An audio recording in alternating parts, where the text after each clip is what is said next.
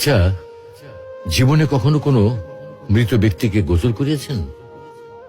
যদি কখনো সুযোগ হয় তাহলে সেই মৃত ব্যক্তিকে গোসল করাবেন। তখন খুব কাছ থেকে দেখবেন মৃত মানুষের দেহটা কতটা অসহায় লাগে, মৃত্যুর পরে মানুষের দেহ কতটা ভয়ের কারণ হয়ে দাঁড়ায়। সুযোগ পেলে রাতে লাশটা পাহারা দেবেন, তখন বুঝতে পারবেন প্রিয় মানুষটার লাশ রাতের বেলায় আপনার কাছে কতটা অদ্ভুত লাগে, কতটা ভয়ের কারণ হয়ে ওঠে, কতটা আতঙ্কের কারণ হয়ে যায়। সুযোগ পেলে মৃত ব্যক্তির শরীরে একটু হাত লাগিয়ে কিছুক্ষণ তার স্পর্শ নেবেন। আপনি তখন উপলব্ধির সুযোগ পাবেন এই পৃথিবীতে বিশাল প্রভাব প্রতিপত্তি মৃত্যুর পরে কতটা নির্যাতনের রূপ নেয়। সুযোগ পেলে আপনজনদের লাশ কবরে নামাবেন খুব আগ্রহ নিয়ে।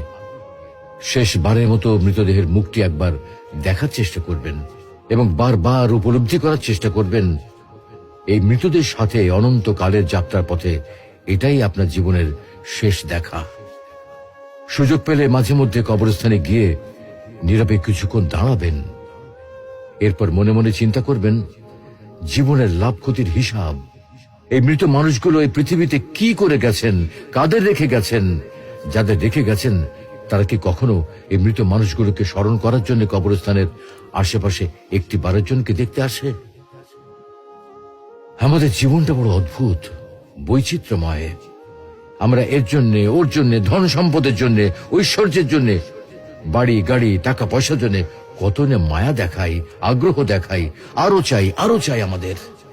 অথচ এই জীবনে আমরা মৃত্যুর কথা না ভেবে, পরকালের জবাবদিহির কথা না ভেবে কিভাবে আরো সম্পদ অর্জন করতে পারি সেই চিন্তায় বিভোর থাকি।